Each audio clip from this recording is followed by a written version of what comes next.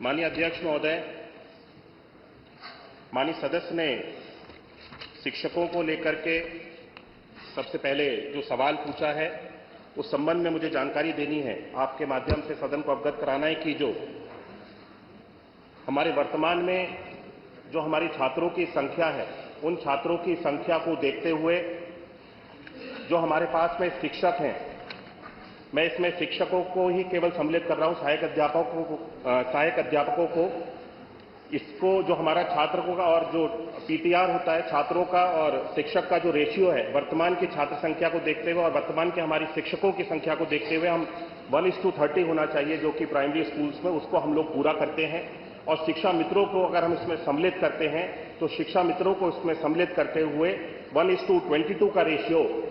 हम पूरे प्रदेश में अपने छात्रों के अनुपात में शिक्षकों को जो संख्या है उसके बराबर हम इसको पूरा कर पाते हैं। तो मुझे वर्तमान में अभी जब शिक्षकों की आवश्यकता उत्तर प्रदेश सरकार को अपनी छात्रों को संख्या को देखते हुए हुई, तो हमारी सरकार के समय में ऐसे समय समय पे अलग अलग भर्तियों के माध्यम से भी शिक्षकों की नियुक्ति की गई है। मैं सदन को आपके माध्यम से अवगत कराना चाहता हूं कि 2018 में 12,460 सहायक अध्यापक प्राथमिक भर्ती की प्रथम चरण में 5,948 शिक्षकों को नियुक्त किया गया था। 2018 में 68,500 सहायक अध्यापक भर्ती में 45,567 शिक्षकों को नियुक्त किया गया और 69,000 सहायक अध्यापक भर्ती में 2020-21 में 69,000 टीचर्स को रिक्रूट किया गया, नियुक्त किया गया और 12,460 सहायक अध्यापक भर्ती में 2023-24 में 5,856 शिक्षकों को नियुक्त किया गया। ये मिलाकर के कुल 1,26,371 शिक्षकों को हमारी सरकार के समय में नियुक्ति दी गई है। अब जब वर्तमान में छात्रों की और शिक्षकों का अगर अनुपात हम लोगों को इस तरह से अवगत महसूस होगा कि छात्रों की और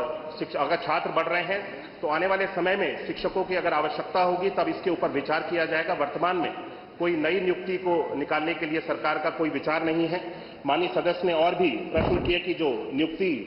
अभी कोर्ट में विचाराधीन है, कोर्ट में जो सुप्रीम कोर्ट में 69,000 की एक भर्ती हमारी विचाराधीन है, जिसपे माननीय सुप्रीम कोर्ट में सर्वोच्च न्यायालय में जिसका केस चल रहा है, उसके लिए हमारी सरकार की ओर से पूर्ण रूप से पहल की जा रही है। जो भी हमारी सरकार का उसमें योगदान हो सकता है, हम स्वयं चाहते हैं कि शिक्षकों की ये जो भर्ती की प्रक्रिया है इसको जल्द से जल्द समाप्त किया जाए और सरकार की ओर से इसमें पूर्ण योगदान दिया जा रहा है। माननीय सदस्य ने खेलकूद के बारे में भी चर्चा की। मैं बताना चाहता हूं, अवगत कराना चाहता हूं कि हमारी सरकार के समय में बच्चों की शिक्षा के ऊपर तो हम लोग ध्यान दे ही रहे हैं, लेकिन बच्चों के ऑलराउंड डेवलपमेंट में खेल का भी बहुत बड़ा योगदान है। हम समय समय पे प्रदेश स्तर पे, जिले स्तर पे अलग अलग प्रतियोगिताओं को ऑर्गेनाइज कराते हैं, जिसके लिए यहां से धनराशि की व्यवस्था भी की जाती है और हर एक विद्यालय में बच्चों को खेलकूद के उपकरण को भी उनको उपलब्ध कराने के लिए भी हर विद्यालय को अलग से हमारी सरकार के द्वारा, शासन के द्वारा धनराशि दी जाती है, जिसके माध्यम से बच्चों के लिए विद्यालय स्तर पर जाकर के खेलकूद के उपकरण परचेज किए जाते हैं और जिससे बच्चे खेलकूद में जिस भी क्षेत्र में जिस भी खेल में उनकी रुचि हो उस खेल में आगे बढ़ सकते हैं। माननीय सदस्य ने यह भी प्रश्न उठाया कि हमारी सरकार के समय में विद्यालयों को बंद करने का कार्य किया जा रहा है। मैं याद दिलाना चाहता हूं कि 2017 से पहले उत्तर प्रदेश में परिषदीय विद्यालयों की जो स्थिति थी वो किस तरह की स्थिति थी। बच्चों को स्कूल में जाकर के पठन पाठन के कार्य की कितनी सहूलियत होती थी, हम सब लोगों ने, पूरे प्रदेश ने देखा है। 2017 के बाद से उत्तर प्रदेश में खास तौर पर परिषदीय विद्यालयों में ऑपरेशन कायाकल्प के माध्यम से जिस तरह से हमारी सरकार के द्वारा विभिन्न 19 पैरामीटर्स पे कार्य किया गया और परिषदीय विद्यालयों की एक तरह से पूरे प्रदेश में तस्वीर को बदलने का कार्य किया गया। हमारी सरकार के समय में किसी भी विद्यालय को बंद करने का निर्णय हम लोगों ने नहीं लिया है और हमारी सोच भी नहीं है कि बच्चों की पढ़ाई के लिए जो विद्यालय चल रहे हैं उसको बंद किया जाए, बल्कि हम सब लोग आने वाले समय में अत्याधुनिक और नए और उच्च स्तर के, बढ़िया स्तर के विद्यालयों को खोलने की हम सब लोगों की सरकार की योजना है। और आने वाले समय में मुझे लगता है जब ये विद्यालय बनकर के तैयार हो जाएंगे तो हमारे परिषदीय विद्यालय में भी प्राइवेट स्कूल्स में जो बड़े से बड़े, अच्छे से अच्छे स्कूल में जो सुविधाएं बच्चों को दी जाती हैं वो निःशुल्क हमारे परिषदीय स्कूल्स में भी बच्चों को देने में हमारी सरकार सफल होगी। ये आ गया पूरा उत्तर,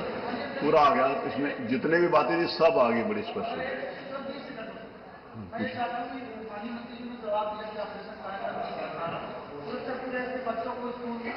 की जा रही भारत सरकार के आंकड़े कहते हैं कि पूरे उत्तर प्रदेश में 7,85,000 बच्चे स्कूल नहीं जा रहे हैं। तो क्या सरकार की कार्ययोजना में किसी प्रकार की कोई कमी है कि ये बच्चे विद्यालय नहीं पहुंच पा रहे हैं? आप अगर कह रहे हैं कि ऑपरेशन कायाकल्प से विद्यालयों की संरचना बहुत हो गया, तो 7,85,000 बच्चे कैसे स्कूल नहीं जा रहे हैं? सरकारी आंकड़े, इस पर माननीय मंत्री जी कुछ जवाब देना चाहेंगे?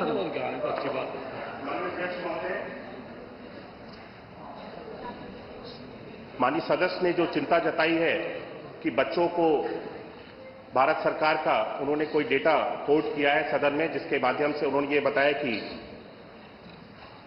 7 लाख कुछ संख्या में बच्चे विद्यालय नहीं जा रहे हैं। मैं इसकी अवश्य जानकारी करा दूंगा, लेकिन मैं प्रदेश स्तर पर बताना चाहता हूं कि उत्तर प्रदेश सरकार के द्वारा इस चीज को हम लोग पूरी तरह से सुनिश्चित करने का प्रयास कर रहे हैं। हम लोग हर वर्ष ये नहीं, आप मंत्री जवाब दे रहे हैं, आप आगे आ रहे हैं, बैठिए प्लीज। हम लोग हर वर्ष अभियान चला करके विशेष तौर पे, जिसमें सभी माननीय जनप्रतिनिधिगण, सभी हमारे विभाग के अधिकारीगण और समाज स्तर पे भी, लोगों के स्तर पे भी बृहद स्तर पे प्रयास किया जाता है। स्कूल चलो अभियान के माध्यम से हर वर्ष जब नया सत्र प्रारंभ होता है, माननीय मुख्यमंत्री जी स्वयं इस कार्यक्रम की शुभारंभ करते हैं, जिसके माध्यम से हम लाखों की संख्या में, इस वर्ष भी लाखों की संख्या में, हम ऐसे बहुत सारे बच्चे हैं जो विद्यालय से जुड़े हुए नहीं थे, उनको हम इस व्यवस्था के साथ में जोड़ने के लिए हम सब लोग सफल हुए हैं। और आगे आने वाले समय में मैं माननीय सदस्य को आपके माध्यम से सुनिश्चित करना चाहता हूं, उन्हें आश्वासन देना चाहता हूं कि उत्तर प्रदेश में ऐसा कोई भी बच्चा नहीं होगा जो शिक्षा की व्यवस्था से दूर रहे। गर्मियों की छुट्टी होने वाली थी, मेरे पापा आने वाले थे, तो हम लोग सभी खुश थे। तो मैं एक बेड पे चढ़ के डांस कर रहा था, लेकिन वो पहले ही आ गए। फ्रीज तो मैं उस समय तो कंटिन्यू नहीं कर सकता था, तो फ्रीज फ्रेम टाइप का हो कसम पैदा कर